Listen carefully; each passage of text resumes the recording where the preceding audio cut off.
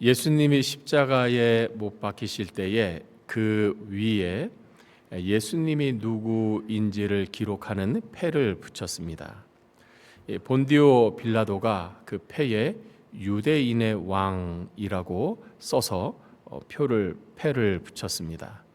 그러자 대제사장이 이의를 제기합니다. 유대인의 왕이라고 쓰지 말고 자칭 유대인의 왕이라고 써라. 빌라도가 말합니다. 무슨 소리냐? 나는 내가 쓸 것을 썼다. 그리고 예수님이 십자가에 못 박히실 때 그 패의 이름은 예수님이 누구이신지를 알려주는 것은 유대인의 왕입니다. 우리는 지난주에 예수님이 누구이신지를 살펴보았습니다. 예수님은 왕입니다. 헤롯은 그 말을 받고 본디오 빌라도는 그 말을 받고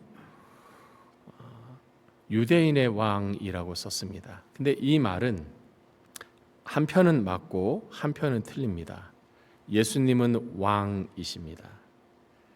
예수님은 유대인의 왕인데 이 유대인의 왕은 본디오 빌라도가 생각하거나 또는 대제사장이 생각하는 그런 유대인의 왕은 아닙니다. 이들이 생각하는 유대인은 혈통적 또는 민족적 또는 국가적인 유대인을 생각을 했습니다. 그러나 예수님은 그런 유대인이 아니라 영적인 유대인의 왕인 것입니다. 영적인 유대인이라고 하면 하나님께서 믿음을 통하여 은혜로 선택한 영적인 선택받은 사람들, 즉 영적인 유대인을 말하는 것입니다. 그러니까 예수님은 왕이신데 이 예수님의 왕은 영적으로 하나님의 은혜로 선택을 받은 유대인들, 영적인 유대인들의 왕이라는 것입니다. 우리는 복음서를 통해서 예수님의 왕 되심을 친히 증명하시고 보여주셨다는 것을 우리는 지난주에 살펴보았습니다. 크게 예수님은 세 가지로 자신의 왕 되심을 보여주셨습니다. 첫째는 병을 고침입니다. 예수님께서 병에게 말하고 말씀했더니 병이 고침을 받았습니다. 두 번째, 예수님은 악한 영들, 사탄과 마귀와 귀신들을 명령하셨고 이 악한 영들은 예수님의 명령에 순종하여 떠나갔다라는 거죠. 세 번째, 자연세계입니다. 강풍이 몰아쳐서 배가 뒤집어지는 그 상황에 예수님은 일어나셔서 그 강풍에게 말씀합니다. 자연에게 말씀합니다. 잠잠하라, 고요하라. 예수님의 명령을 들은 이 자연 세계가 그 즉시 잠잠해졌다. 이로써 우리가 아는 것은 예수님은 영적인 유대인, 하나님의 구원의 선택을 받은 영적인 유대인의 왕일 뿐만 아니라 하나님은 만왕의 왕이시고 만주의 주가 되시고 온 세상의 왕이라는 사실입니다. 근데 우리는 오늘 본문에서 아이러니를 보게 됩니다. 이해할 수 없는 장면을 보게 됩니다. 왕이신 이 예수님이 온 세상에 보이는 세계와 보이지 않는 세계의 왕이신 이 예수님이 십자가에 달리셨다. 십자가에 못 박히셨다라는 것입니다. 16절을 다시 한번 보시면 그들이 예수를 맡음에 예수께서 자기의 십자가를 지시고 해골리라 하는 곳에 나가시니 17절 그들이 거기서 예수를 십자가에 못 박을세. 우리가 일반적으로 생각하기를 왕이라면 권위 있게 위엄 있게 사람들로부터 경배와 찬양을 들으며 행진하고 나아가는 것이 왕입니다. 그런데 이 유대인의 왕이시면서 온 세계의 왕이신 이 예수님은 십자가를 지고 간다는 사실입니다. 이해할 수 없는 것입니다. 아마 만약에 우리가 이 당시에 있다 할지라도 우리는 예수님을 왕으로 인정하지 않았을 것입니다. 왕이 어떻게 십자가를 집니까? 왕은 왕관을 쓰고 백마를 타고 행진을 해야 하는 것이 맞지. 어떻게 왕이 십자가를 지고 온몸에 피를 흘리면서 고통스럽게 갈 수가 있습니까? 더군다나 어떻게 십자가에 못 박혀 죽을 수 있습니까? 왕이 어떻게 도대체 그럴 수 있습니까? 이 세상에 어느 왕이 이런 모습을 하고 이런 일을 당합니까? 예수님은 왕이심에도 불구하고 자기 십자가를 지시고 그 십자가에 못 박혀 죽으셨다라는 것입니다. 우리가 여기서 생각해 볼 것이 있습니다. 왜 왕이신데 왕으로서 자연세계에 명령하셨더니 그 명령에 순종했고, 귀신에게 명령했더니 귀신이 순종했고, 그런 권세와 권위와 능력을 가지신 이 왕이 왜 십자가를 지시고 십자가에 못 박혀 죽으셨는가? 그래야만 했었기 때문입니다. 왜 예수님은 십자가에 못 박혀 죽으셔야 했습니까? 그것이 바로 하나님의 뜻이었기 때문입니다. 우리가 지금은 알지만 이 당시의 사람들로서는 도저히 이해할 수 없는 하나님의 뜻이었기 때문입니다. 이 하나님의 뜻은 무엇입니까? 온 인류를, 죄인들을 구원하는 것이었습니다. 죄인들을 구원하기 위해서는 죄 없는 누군가가 죄인들을 대신하여 죄값을 지고 대신 죽었어야 했습니다. 바로 그것을 예수님이 하신 것입니다.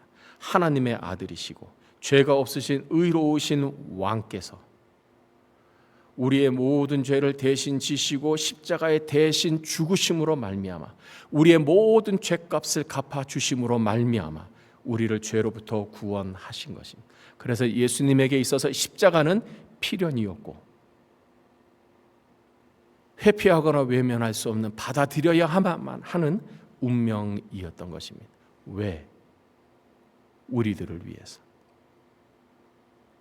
누가 십자가의 가치를 압니까? 자기가 죄인인 것을 아는 사람입니다. 스스로는 벗어날 수 없는, 헤어날 수 없는, 죽을 수밖에 없는 죄인이라는 사실을 아는 사람만이 예수의 십자가의 가치와 의미를 알 수 있는 것입니다.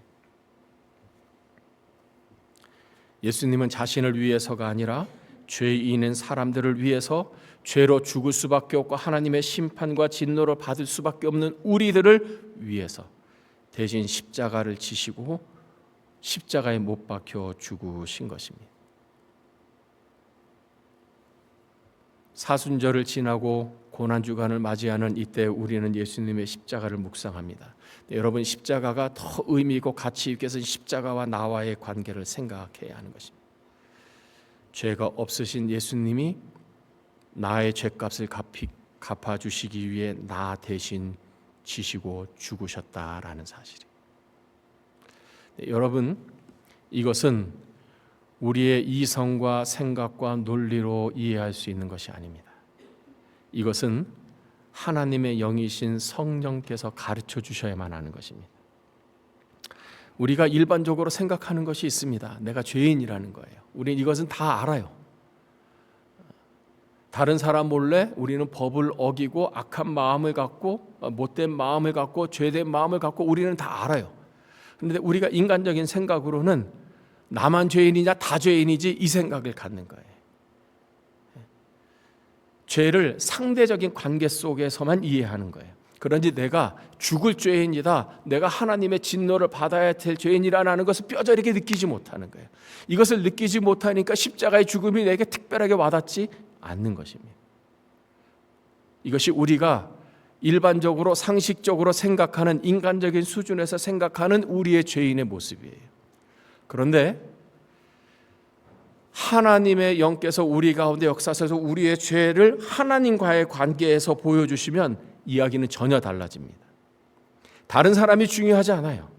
다른 사람이 나보다 죄를 많이 졌냐 적게 졌냐 이게 중요하지 않아요.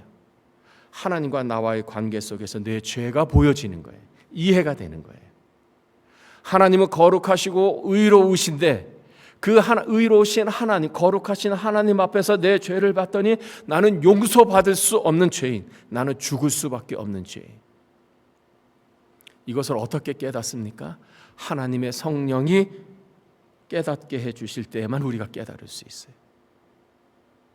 그래서 우리는 기도가 필요한 것입니다. 하나님의 관점에서, 하나님의 시각에서 내 죄가 얼마나 심각하고 큰지, 중한지를 내게 보여주시옵소서.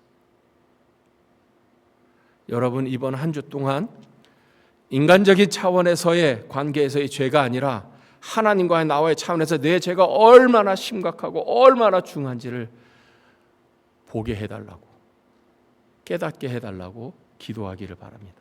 여러분, 그것이 바로 은혜입니다. 은혜는 바로 여기서부터 시작이 되는 것입니다. 나는 정말 죽을 죄인이구나. 나는 지옥 갈 죄인이구나. 여기서부터 회개가 일어나고 겸손한 마음이 생기고 사랑의 마음이 일어나는 것입니다. 성령께서 여러분에게 그 은혜를 주시기를 축복합니다. 예수님이 자기 십자가를 지시고 해골이라고 하는 곳까지 가셨습니다. 성경에는 예수님이 자기 십자가를 지셨을 뿐만 아니라 예수님을 따르는 제자들에게도 동일한 것을 요구하신다고 우리에게 가르쳐 줍니다. 누가복음 14장 27절에 예수님이 이렇게 말씀하셨습니다. 누구든지 자기 십자가를 지고 나를 따르지 않는 자도 능히 내 제자가 되지 못하리라. 여러분, 우리는 예수님의 대속의 죽음으로 인해서 은혜로 구원받은 사람입니다. 우리는 자동적으로 구원받았을 뿐만 아니라 예수님의 제자인 것입니다. 내가 인정하든 인정하지 않든 나는 예수님의 제자로 살아가는 것입니다. 네, 제자로 살아가기 위해서 우리가 피할 수 없는 것이 있어요. 예수님이 십자가를 피할 수 없는 운명이었던 것처럼 우리도 피할 수 없는 운명이 있습니다. 그것은 바로 십자가를 져야 한다는 것입니다. 자기 십자가를 지고 나를 따르지 않는 자도 능히 내 제자가 되지 못하리라. 나는 예수님을 믿겠는데 나는 십자가 지고 싶지 않습니다. 여러분, 다시금 자신이 구원받았는지 그리스도인인지를 심각하게 생각해 보셔야 합니다. 구원받은 사람, 하나님의 은혜, 예수님의 은혜를 아는 사람은 결코 그렇게 말할 수 없어요. 예수님의 십자가로 인해 내가 구원받았기 때문에 예수님이 말씀하시는 거예요. 내가 내 십자가를 친 것처럼 너희는 너희의 십자가를 지고 나를 따라야 한다. 그렇다면 여러분, 오늘날 우리가 예수님의 제자로서 져야 할 십자가는 무엇일까요? 십자가는 한마디로 말하면 고통입니다. 이 당시에 이 십자가의 무게가 대략 한 100kg 정도 됐다고 합니다. 그러니까 이 100kg 정도 되는 십자가를 지고 가는 것입니다. 먼 길을 십자가를 지고 가는 것이죠. 가능히 이 100kg를 끌고 가려니까 얼마나 힘들겠어요. 얼마나 고통스럽겠어요. 얼마나 아프겠어요. 그러니까 중간에 쓰러지는 거죠. 로마 군인들이 일어나라고 채찍으로 때리는 것입니다.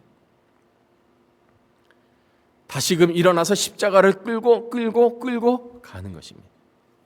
뿐만 아니라 골고다라고 하는 곳에 갔더니 그곳에 자기가 지고 온 그 십자가에 못 박히는 것입니다. 이때 십자가의 사람을 사형수를 받기 위해 사용된 못의 길이가 약 12에서 17cm 정도 되는 것이었습니다. 여러분, 우리가 우리 몸에 가시가 박혀도 아픈데 12에서 17 정도 되는 못이 박힌다고 생각해 보십시오. 얼마나 고통스럽습니까? 십자가는 고통입니다. 내가 예수님을 믿기 때문에, 예수님의 말씀에 순종하기 때문에, 내가 하나님의 뜻대로 살기 때문에 당하는 고통, 그것이 바로 십자가입니다.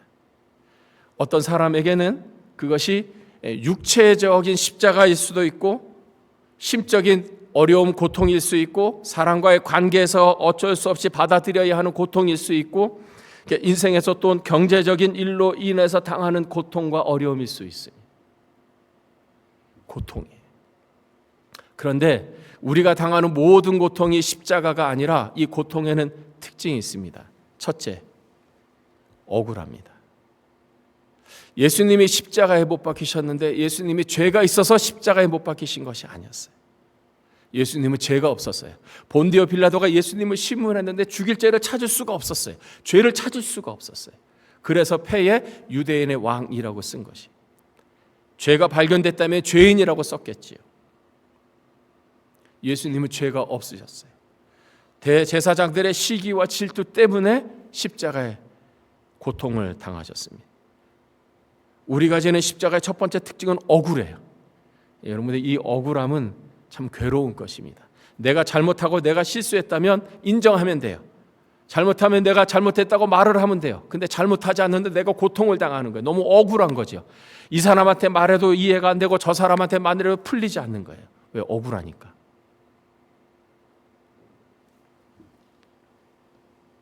두 번째, 이 십자가를 질 때는 하나님이 일반적으로 침묵하신다는 것입니다. 예수님이 십자가에 못 박히셨을 때 기도를 하셨어요. 엘리 엘리 라마 사박다니. 이 말은 나의 하나님 어찌하여 나를 버리셨습니까? 그러니까 이런 정황이죠. 예수님이 십자가를 지고 가시면서 하나님께 기도를 했어요. 하나님 아버지께 기도했어요. 예수님을 못 박히시는 그 과정에서도 기도했어요. 못 박혀서 십자가에 못 박혀 죽어가는 그 상황에서도 기도했어요. 하나님께. 그런데 하나님 아버지가 아무 말씀도 하지 않는 거예요. 부르짖는 거죠. 나의 하나님 어찌하여 나를 버리셨습니까? 겟세마네 동산에서 기도할 때까지 예수님이 기도하셨을 때 하나님은 천사를 보내 도우시고 함께 있음을 알려주셨어요. 그런데 십자가를 지고 가고 십자가에 못 박히며 기도할 때 하나님은 침묵하셨어요. 하나님의 침묵, 하나님의 부재입니다. 우리가 억울한 고통을 당해요. 내가 잘못하지 않았어요. 내가 실수한 것도 아니에요. 억울한 고통을 당하서 우리가 본능적으로 그때 하나님께 기도하죠. 하나님 아시죠? 하나님 내 마음 아시죠? 하나님은 일의 모든 전후를 다 아시지요. 하나님이 말씀이라도 한마디 해주시면 참 좋겠는데 침묵하시는 거예요. 아무 말씀이 없어요. 우리 가운데 신앙적으로 혼돈이 오는 것입니다. 정말 하나님 살아계신가? 정말 하나님 나를 사랑하는가? 하나님 정말 나를 구원하셨는가? 그래서 자기 십자가를 질 때에는 인내가 필요한 것입니다. 믿음이 필요한 것이. 우리가 신앙이 성장하려면 이 자기 십자가를 지는 이 십자가의 고통을 틀림없이 경험합니다. 성장통이라고 하는 통증이 있습니다. 이 성장통은 어린 아이가 점점 자라서 성인이 되어가는 중에 어느 한순간에 경험하는, 성장하기 때문에 경험하는 고통입니다. 갑자기 자다가 아이들이 무릎이 아프다든지 다리가 아프다든지 비명을 지른다든지, 그러니까 원인이 없는데 뭔가 갑자기 아플 때 그것을 성장통이라고 그래요. 근데 어른들이 그 말하죠. 아, 요거 지나면 애가 성장하겠구나. 그 성장통이에요. 성장하기 위해서 성장하는 과정에 일어나는 통증입니다. 신앙에도 성장통이 있습니다. 내 믿음이 더 커지고 깊어지고 사람들에 대한 이해와 사랑과 내 자신이 온유하고 겸손해지기 위해서 우리는 이 영적인 성장통을 겪습니다. 그것이 십자가입니다. 그럴 때 내가 내 십자가를 지고 갈 때 우리는 어떻게 해야 하는가? 예수님께서 십자가를 지실 때의 마음가짐을 통해서 우리는 어떻게 해야 하는지를 배웁니다. 히브리서 12장 2절에 이렇게 말씀합니다. 믿음의 주요 또 온전하게 하시는 이인 예수를 바라보자. 그는 그 앞에 있는 기쁨을 위하여 십자가를 참으사 부끄러움을 개의치 아니하시더니 하나님 보좌 우편에 앉으셨느니라. 예수님이 십자가를 지시기 전에 마음을 갖고 계셨어요. 그러니까 어떤 마음인가 하면 예수님은 그 앞에 있는 기쁨을 위하여 십자가를 참으셨어요. 그러니까 이 말은 예수님은 십자가를 보았을 뿐만 아니라 십자가 너머에 있는 기쁨을 보셨다는 거예요. 십자가 너머에 있는 영광을 보신 거죠. 십자가의 죽음뿐만 아니라 십자가의 죽음 이후에는 부활을 보셨어요. 예수님은 십자가도 보셨는데 십자가가 메인 포인트가 아니라 십자가를 통과한 후에 경험하게 되는 기쁨을 보셨다는 거예요. 그래서 십자가를 참으셨어요. 부끄러움을 개의치 아니하시더니 부끄러움을 꾸짖으셨어요. 부끄러움을 무시했다라는 거예요. 여러분, 십자가는 고통뿐만 아니라 수치와 치욕인 거예요. 예수님이 벌거벗겨졌어요. 사람들 앞에서 얼마나 창피합니까? 얼마나 수치스럽습니까? 예수님은 그 수치를 forget it, 잃어버렸어요. 무시했다는 말이에요. 그랬더니 하나님 보좌 우편에 앉으셨느니라. 우리가 바로 이 마음가짐을 배워야 합니다. 우리가 십자가를 지고 갈 때, 우리 인생에 고통이 올 때, 그리고 하나님이 그 고통 가운데서 침묵하실 때 우리는 무엇을 해야 하는가? 십자가가 끝이 아니라 십자가 넘어가 있다는 것을 봐야 돼. 십자가 있기 때문에 부활이 있는 것이죠. 수치가 있기 때문에 하나님의 높여주시는 존경과 명예가 있는 것입니다. 십자가는, 억울한 십자가는 참는 것입니다. 그 참는 것이 믿음입니다. 여러분은 어떤 십자가를 경험하고 있습니까? 참으십시오. 인내하십시오. 믿음으로 지나가십시오. 부끄러워하지 마십시오. 하나님은 여러분의 기도에 침묵하실지 모르나 하나님은 여러분을 다 보고 계십니다. 또 하나, 십자가를 지날 때 우리가 해야 할 일이 있습니다. 십자가를 지고 가는 제자들에게 주신 축복입니다. 디모데후서 2장 11절 11절에 이렇게 약속하셨습니다. 미쁘다 이 말이요, 우리가 주와 함께 죽었으면 또한 함께 살 것이요, 참으면 또한 함께 왕노릇할 것이요, 우리가 주를 부인하면 주도 우리를 부인하실 것이라. 우리가 주와 함께 죽습니까? 여러분, 우리는 죽음이 끝이 아닙니다.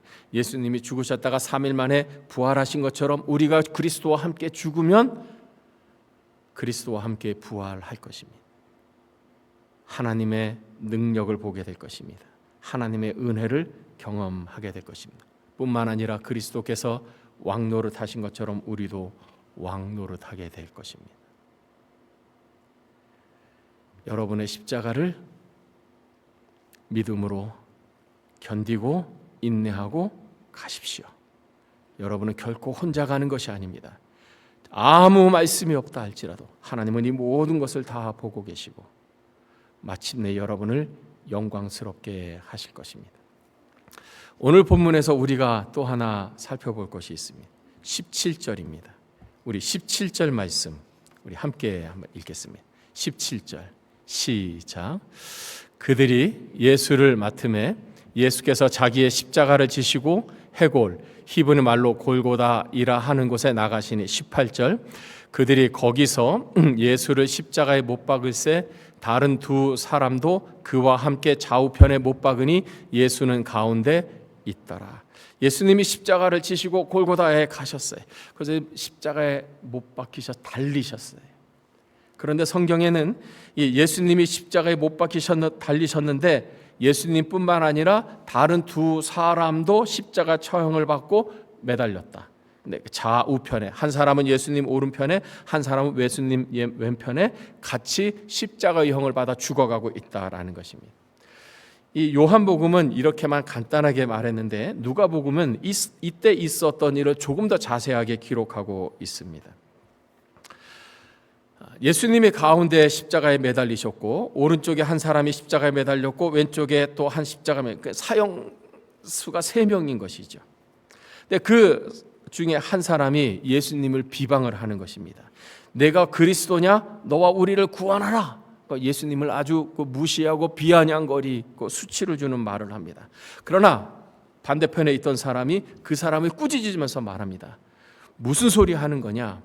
우리는 우리가 죄를 지었기 때문에 이렇게 십자가 사형을 당하는 것이 당연하지만 이 예수님은 이분은 행한 것이 옳지 않은 것이 하나도 없다. 이 사람이 이분이 십자가에 못 박아 달리는 것은 너무나 부당하다. 그리고 이 사람이 예수님께 이렇게 부탁을 합니다. 예수여, 당신의 나라에 임하실 때에 나를 기억하옵소서. 예수님께 부탁을 하는 것입니다. 예수님께서 말로 다 표현할 수 없는 그 고통 가운데 그 사람에게 이렇게 말씀하십니다. 내가 진실로 내게 이르노니 오늘 네가 나와 함께 낙원에 있으리라. 이 사람은 죽어가는 그 마지막 순간에 예수님께 구원을 부탁했고 그로 인해 예수님은 이 사람을 구원해 주셨어요. 참 영화 같은 장면입니다. 이 사람이 그 이전에 어떻게 살았는지 모르지만 십자가 사형을 당할 정도라면 그가 큰 죄를 범했다라는 것을 알 수 있습니다. 큰 죄를 범했는데 죽어가는 그 고통 속에서 죽어가는 그 순간에 예수님께 부탁하는 것입니다. 당신의 나라에 임하실 때 나를 기억하여 주십시오. 나도 당신의 나라로 인도해 주십시오. 오늘 내가 나와 함께 낙원에 있으리라. 이 사람은 마지막 순간에 구원을 받았습니다. 우리가 이 강도, 이 사형수로부터 배울 것이 있습니다. 말입니다. 이 사람이 말을 잘했어요. 마지막에 예수님께. 여러분, 우리가 사람과의 관계에서도 말이 참 중요합니다. 말 때문에 관계가 좋아지기도 하고 말 때문에 관계가 깨어지기도 합니다. 말 때문에 정말 친한 친구가 되기도 하고 말 때문에 친구였다가 원수가 되기도 합니다. 다 말 때문입니다. 사람과의 관계에서 말은 대단히 중요합니다. 근데 여러분, 성경을 보면 하나님과의 관계에 있어서도 하나님 앞에 드리는 말이 매우 중요하다는 것을 알 수 있어요. 성경을 보면 하나님이 싫어하시는 말이 있습니다. 조금 더 정확하게 말하면 하나님의 진노를 일으키는 말이 있습니다. 첫째, 원망하고 불평하는 말. 원망하고 불평하는 말은 하나님이 그 말을 듣고 진노가 일어나요.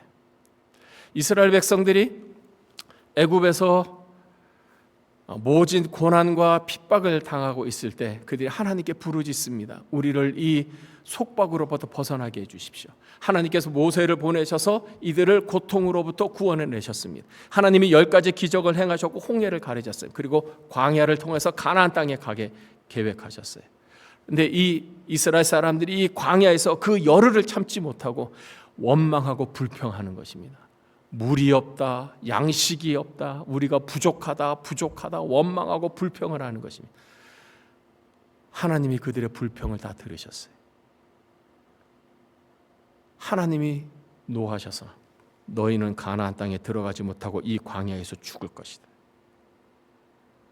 적과 꿀이 흐르는 하나님의 축복의 땅에 그들은 들어가지 못하고 광야에서 다 죽었어요. 왜?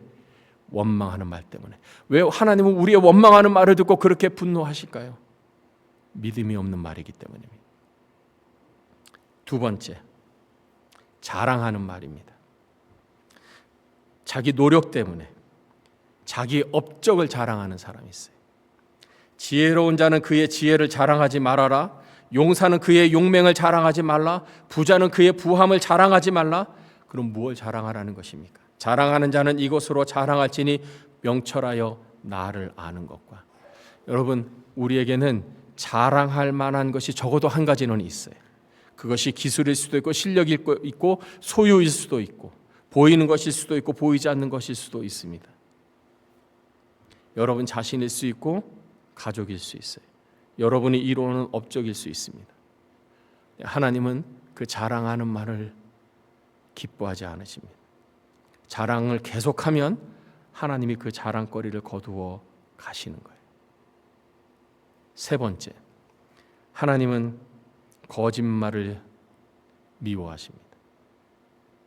하나님의 공의에 어긋나기 때문입니다. 비난하는 말을 하나님은 들으시면 분노가 일어납니다. 다른 사람을 정죄하는 말, 판단하는 말, 비난하는 말.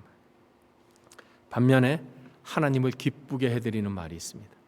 하나님을 경외하는 말입니다. 하나님을 경외합니다. 하나님을 찬양합니다. 하나님을 사랑합니다. 하나님을 경외하는 말을 들으면 하나님은 기뻐하십니다.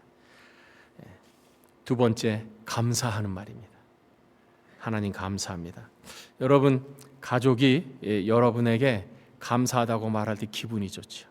여러분의 자녀가 여러분에게, 여러분의 남편이나 아내가 여러분에게 고맙다고 말하면 기분이 좋죠. 하나님도 마찬가지. 세 번째, 회개하는 말입니다. 회개합니다. 용서해 주십시오. 여러분은 최근에 하나님께 회개의 기도를 드려보신 적이 있으십니까? 죄송합니다. 회개합니다. 회개하면 회복됩니다. 회개의 시간을 갖기를 축복합니다. 마지막으로 믿음의 말입니다. 하나님은 우리가 믿음으로 말할 때 기뻐하십니다. 여러분 저를 한번 따라해 주십시오. 믿습니다. 믿습니다. 그러면